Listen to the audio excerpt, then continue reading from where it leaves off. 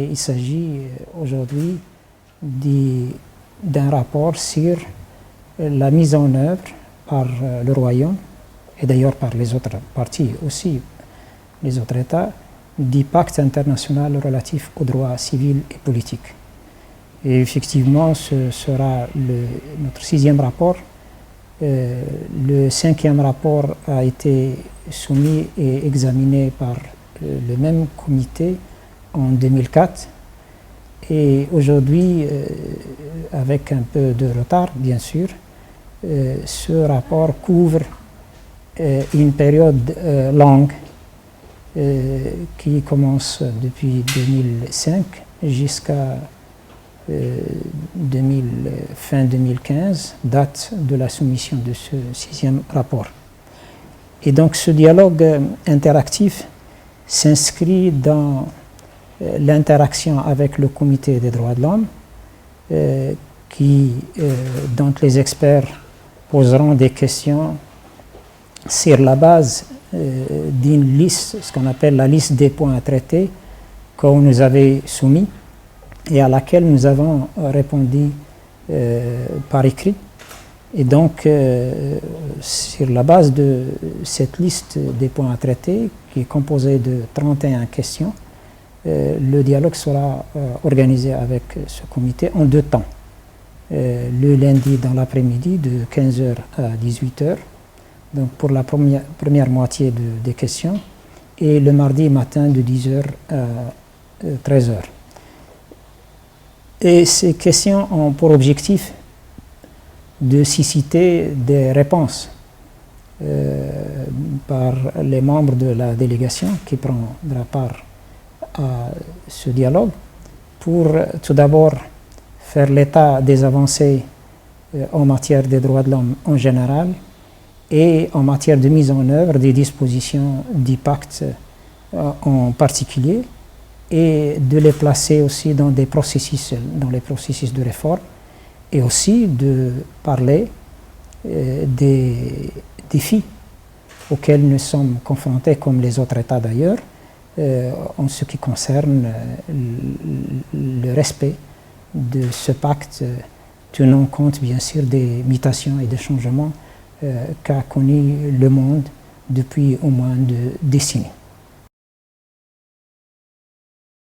Ce rapport couvre une période longue, s'étalant de 2005 à la fin 2015, et concerne tous les droits qui sont garantis par le pacte international relatif aux droits civils et politiques. Il s'agit bien sûr des droits, par exemple, le droit à la vie, la question de la discrimination, et surtout en particulier par rapport aux femmes, par rapport aux enfants, la question aussi des personnes, les droits des personnes handicapées, les droits des migrants, la question du rôle de la justice et surtout les garanties par rapport au procès équitable, les droits de la défense, les questions relatives à la liberté d'association, la liberté de réunion, la liberté d'expression, et la question aussi de la diffusion des dispositions du pacte.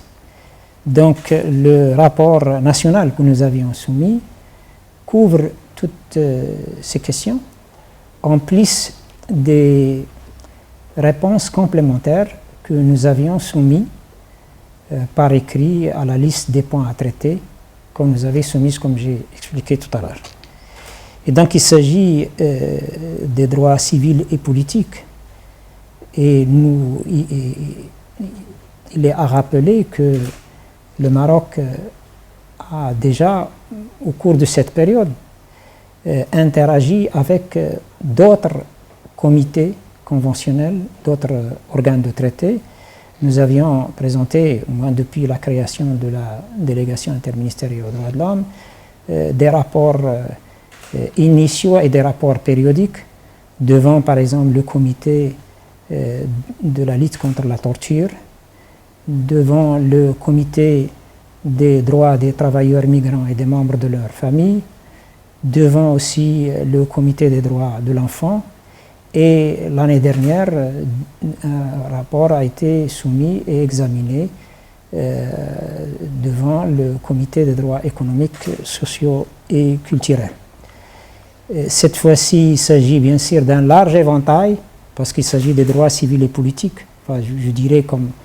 dans la doctrine, la première génération des droits. Et cette première, c'est le socle donc, solide en matière des droits de l'homme et qui a des répercussions sur les autres droits. Parfois, des droits économiques, sociaux et culturels, les revendications relatives à ces droits se transforment par ricochet en droits civils et politiques.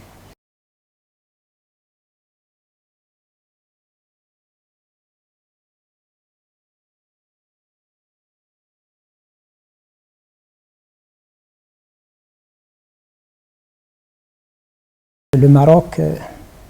était parmi les premiers États qui ont soutenu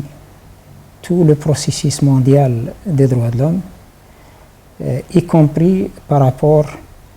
au débat sur les projets des deux pactes internationaux sur les droits civils et politiques et sur les droits économiques, sociaux et culturels. Donc 50 ans, c'est un demi-siècle et bien sûr au cours de cette période, beaucoup de choses ont changé. La communauté internationale a subi beaucoup de mutations. Bon, je citerai la fin de la guerre froide. Il n'y a plus de divergence par rapport aux visions, par rapport aux options en ce qui concerne les droits de l'homme. Et depuis la conférence de Vienne de 1993 des droits de l'homme, les principes fondamentaux des droits de l'homme sur la base de la Déclaration universelle des droits de l'homme de 1948 et sur la base de ces deux pactes, les principes fondamentaux, à savoir l'universalité des droits de l'homme, l'interdépendance des droits de l'homme, l'interrelation des droits de l'homme. Et je voudrais à cette occasion rappeler le message de Sa Majesté le Roi adressé à la seconde édition du Forum mondial des droits de l'homme qui s'est tenu à Marrakech en novembre 2014. Et dans ce message, Sa Majesté a dit que, je le cite, l'agenda international des droits de l'homme a connu des mutations profondes et si les deux premières générations des droits conservent toujours une place de prédilection, force est de constater l'émergence de nouvelles thématiques comme la protection des personnes, des droits des personnes âgées, les droits de l'homme à l'âge numérique, l'entreprise et les droits de l'homme, l'habilitation juridique des pauvres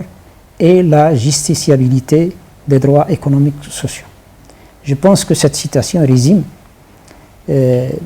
cette période depuis la Déclaration universelle des droits de l'homme, au moins depuis 50 ans, depuis l'adoption des deux pactes internationaux que j'ai cités tout à l'heure, et que, à côté, comme l'a pertinemment, de façon très forte, souligné Sa Majesté le Roi dans ce message, à côté de ces générations de droits, les deux premières générations, il y a d'autres droits émergents.